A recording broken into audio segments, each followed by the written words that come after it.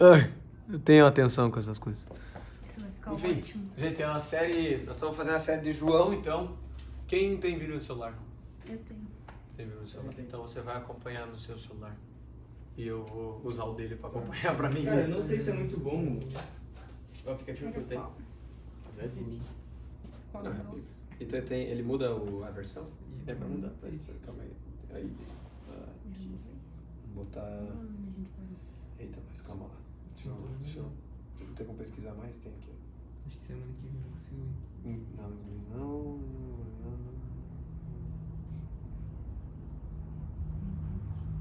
Qual que é o teu.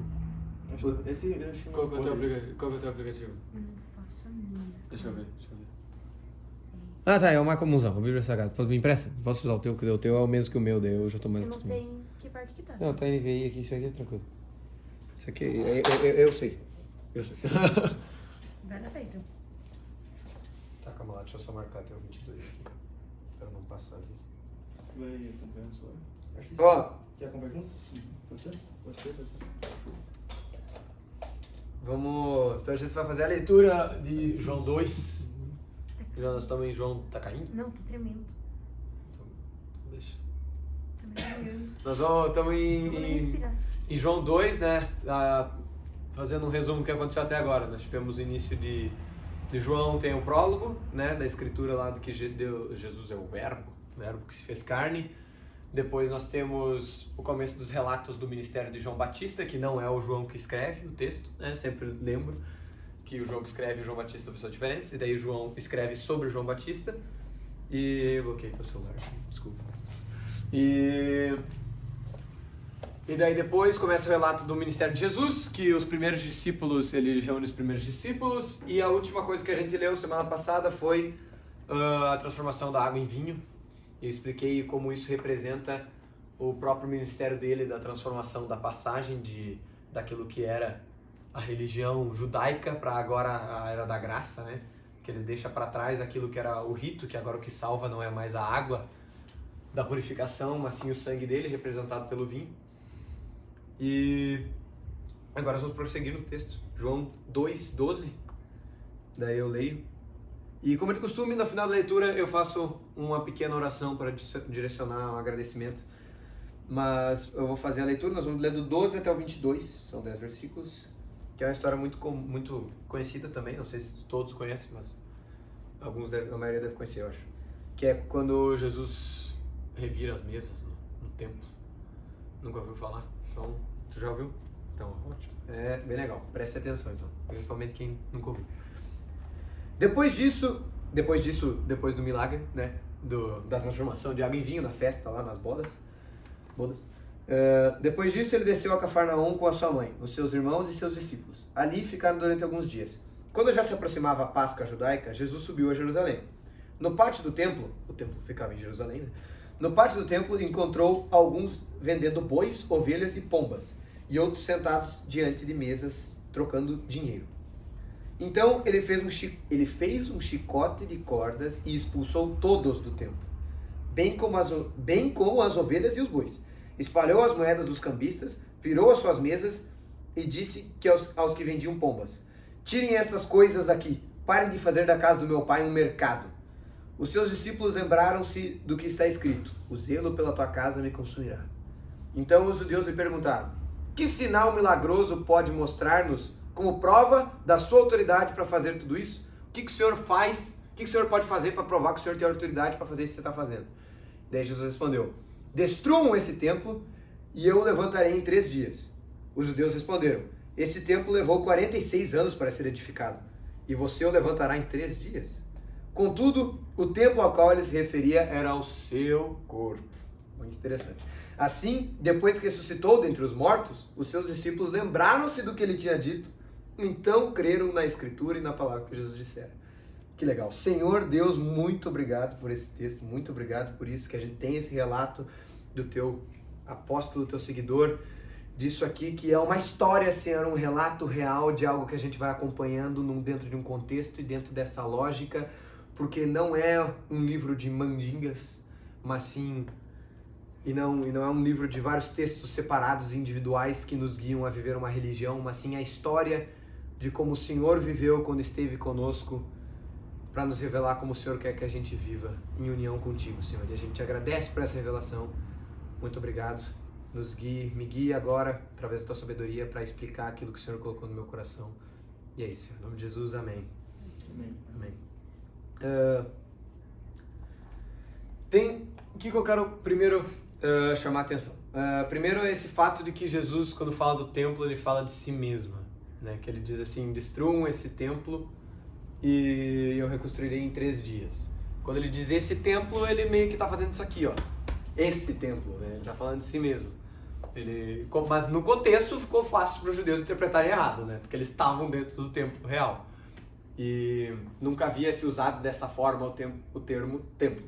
Então, para eles, era o mais comum que ele estivesse falando do templo de pedras. Então, não há problema em eles terem interpretado errado. O problema é que ele fala isso para dar esse sinal, para dizer, eu tenho autoridade para fazer isso. Por que ele fala isso? Justamente porque os judeus perguntaram, que sinal que o Senhor dá para a gente dizer que o Senhor tem autoridade para fazer isso que você está fazendo? E ele diz, destrua esse templo e eu erguerei em 3 dias. Por quê? Por que ele fala isso? Porque uma coisa principal da nossa fé é o fato de que o maior sinal que Jesus nos dá é a sua ressurreição.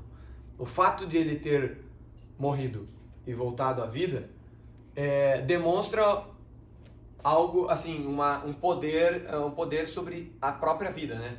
Porque se ele ressuscita Lázaro, que é o que a gente vai ler mais à frente na história, porque ao ressuscitar Lázaro, ele ressuscita o outro.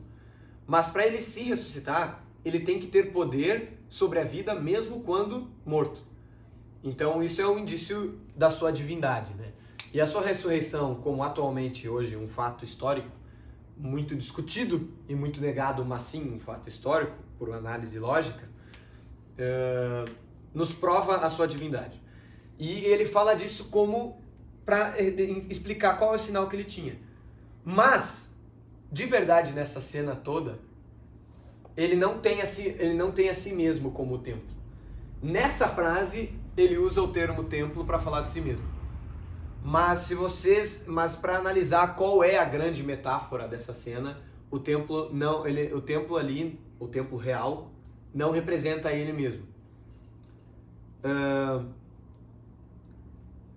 O que acontece? Esse sinal que ele faz consigo mesmo, de ressurreição, esse sinal de ser destruído e ser reerguido, ali é sobre ele mesmo que ele diz.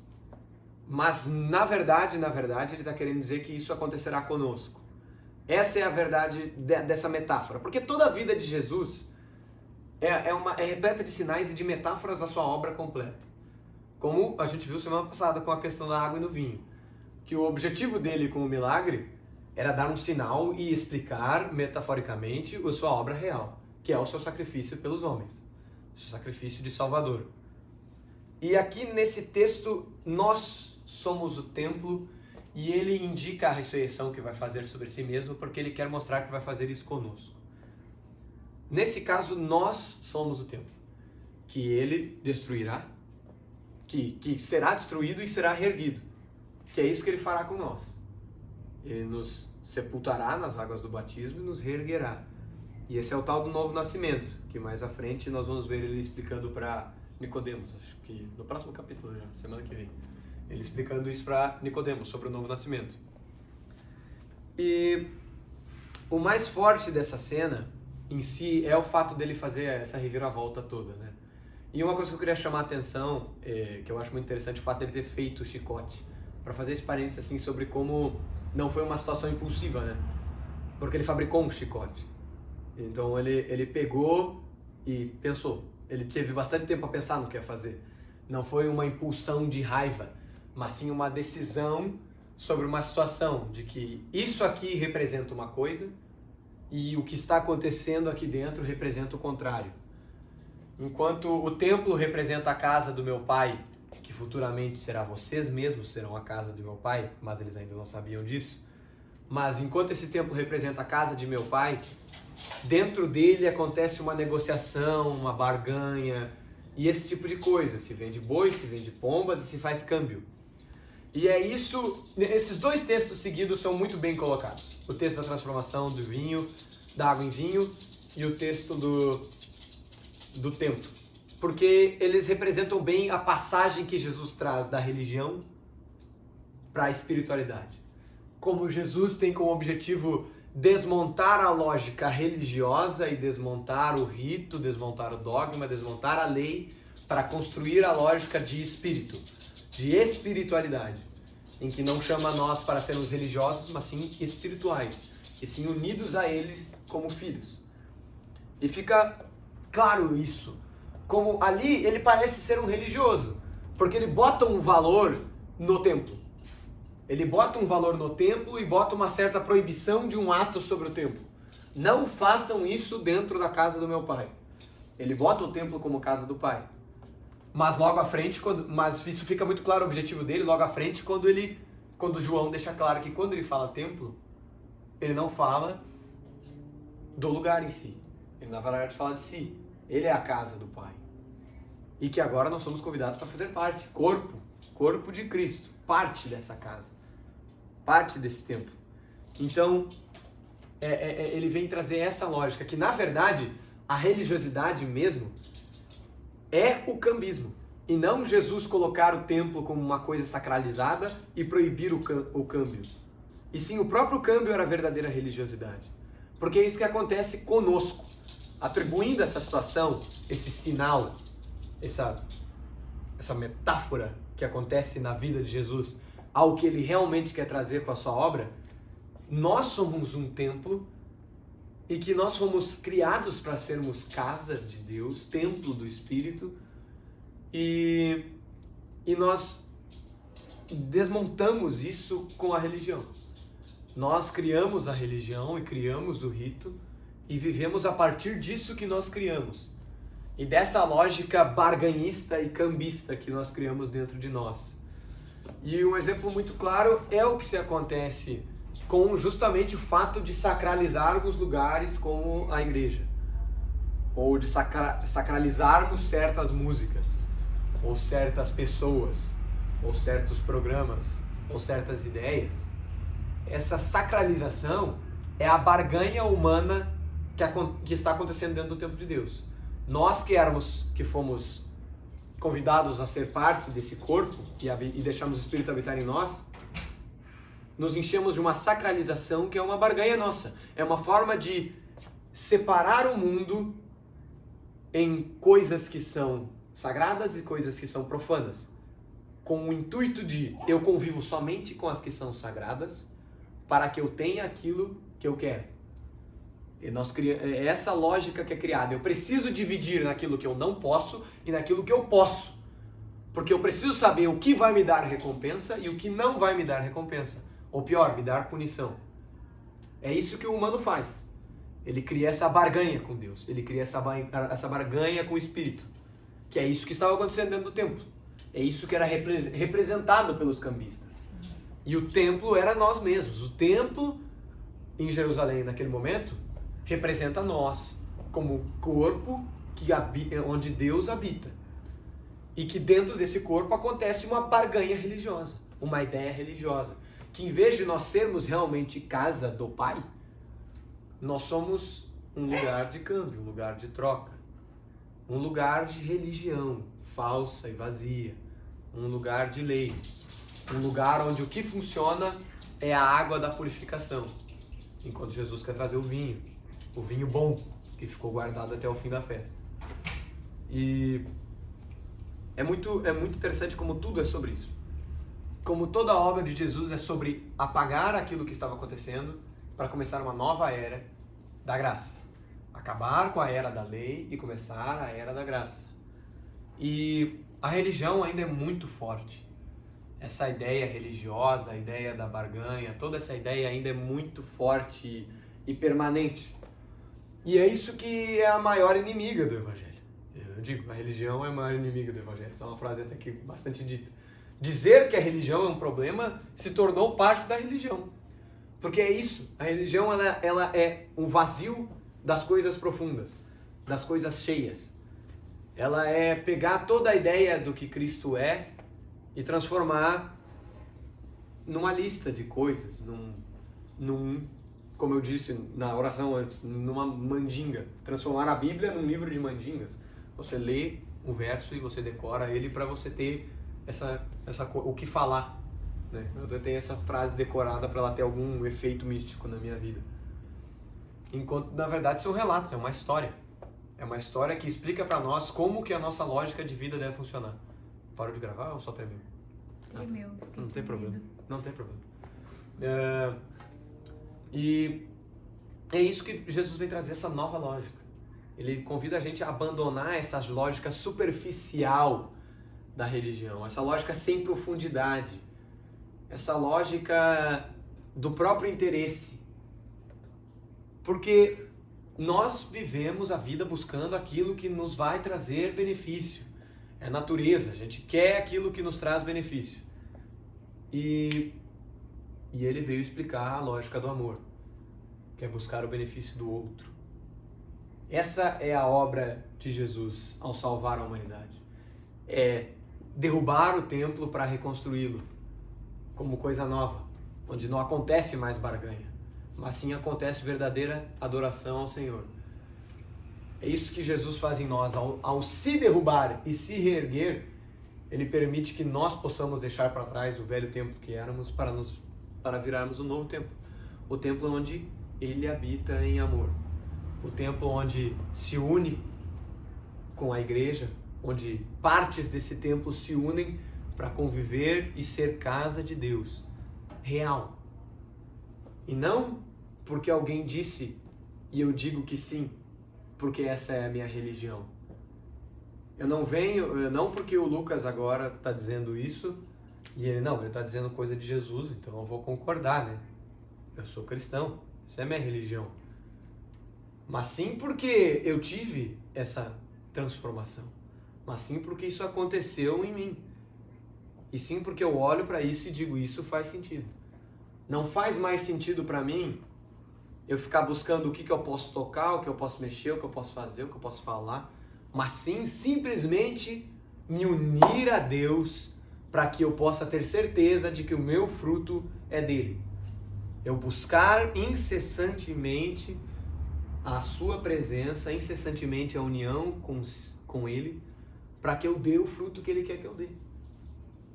Porque não é mais sobre eu saber, eu decorar aquilo que eu posso, o que eu não posso. Não é mais sobre eu sentar com o meu líder ou sentar com o meu pastor, ou melhor, sentar com o meu amigo que convive com Cristo e perguntar para ele, eu posso fazer tal coisa?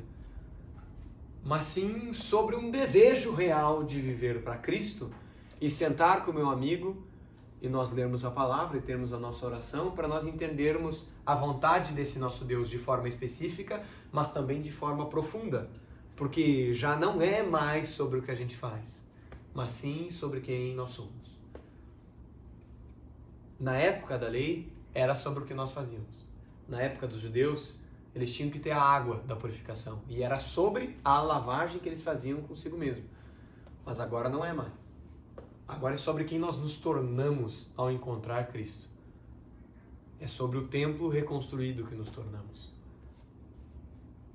ao qual Ele vai fazer reviravolta. Ao momento que eu deixo Jesus entrar, Ele vai virar as mesas. E essa é a verdadeira pergunta, se a gente está pronto, se a gente olha para isso e vê que faz sentido, e estar pronto para deixar Jesus entrar e virar as mesas. A deixar essa transformação radical acontecer. A parar de ficar esperando alguém me ensinar o que eu posso ou não posso fazer, e sim realmente deixar Jesus revirar tudo lá dentro para virar uma coisa nova de uma vez por todas. Parar de ficar fazendo coisas específicas para que Deus me recompense, ou deixando de fazer coisas para que Deus não me puna, mas sim deixar Jesus entrar, preparar o chicote e expulsar todo mundo lá de dentro. Todas as ideias, toda a lógica que eu tinha, jogar fora para deixar essa coisa nova entrar. Eu não vou adaptar Jesus à minha própria ideia. Eu vou deixar ele entrar e revirar tudo, para eu virar uma nova coisa. Uma coisa que agora faz parte do corpo dele. Uma coisa que agora tem o direito de ser filho. como dizia lá no capítulo 1 de João, que ele veio pelos seus, mas os seus os rejeitaram. E aqueles que o receberam, ele deu o direito de serem filhos de Deus. E agora é isso que eu vivo. Eu deixei ele entrar, revirar a mesa, fazer o chicote no tempo dele, mandar todo mundo embora e mudar tudo lá dentro. Porque agora eu sou casa do Pai. E eu não tenho mais lugar para religião, para o cambismo, para barganha, para minha própria lógica religiosa, do que eu acho que funciona, mas para a lógica do que Jesus traz, que é o amor radical pelo próximo, o amor radical a Deus, o amor a Deus que é também amor pelo próximo. Quando fizemos essas coisas boas a Ti, Senhor, quando vocês fizeram a um desses pequeninos, fizeram a mim. A gente vai chegar nessa parte também do texto. Mas é para ver como é toda essa mesma lógica, de que o objetivo é que a gente vire uma nova coisa para viver a vida de amor. Por que o mundo é ruim? Porque as pessoas são ruins. Não porque a gente não convenceu elas a fazer a coisa certa, mas porque elas não se deixaram virar uma coisa nova. Tem que morrer. Tem que morrer e nascer de novo. É a única resposta. Tem que demolir o templo e reerguer. E só Jesus para fazer isso. Só Jesus no seu sacrifício para a gente olhar e dizer, refaz, muda tudo. Joga tudo fora, derruba, reconstrói perfeito da forma que deveria ser. E faz igual você. Esse é o nosso pedido a Ele. Para viver de amor, para viver de perdão, para viver de graça, para viver de misericórdia, para viver de alegria, para viver de paz. Tudo isso que é fruto da união com Deus, que a gente recebe de graça, através do seu sacrifício. Esse é o sinal. É isso que cada obra que Jesus faz está apontando para. Tudo que Jesus faz está apontando para isso. Cada vez com um símbolo tão interessante quanto o outro. Dessa vez é o tempo, que tem que cair. Ele vai ter que revirar tudo, vai ter que tirar tudo de dentro, vai ter que cair e ele vai ter que reconstruir. É isso que tem que acontecer. E é isso que eu quero viver, porque é isso que faz sentido. Viver amor, viver Ele, ser amor junto com Deus, ser extensão de Deus, ser extensão do amor, ser corpo. O joelho é o cabeça.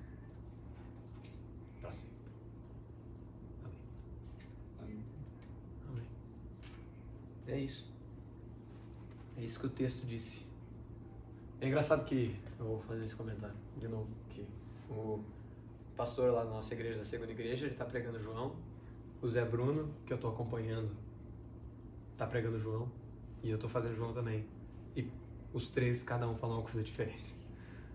Como é assim, que o texto não é de interpretação própria, porque a mensagem é essa, mas para ver como ele é completo, de como ele pode se aplicar em todas as áreas daquilo que Jesus quer fazer em nós.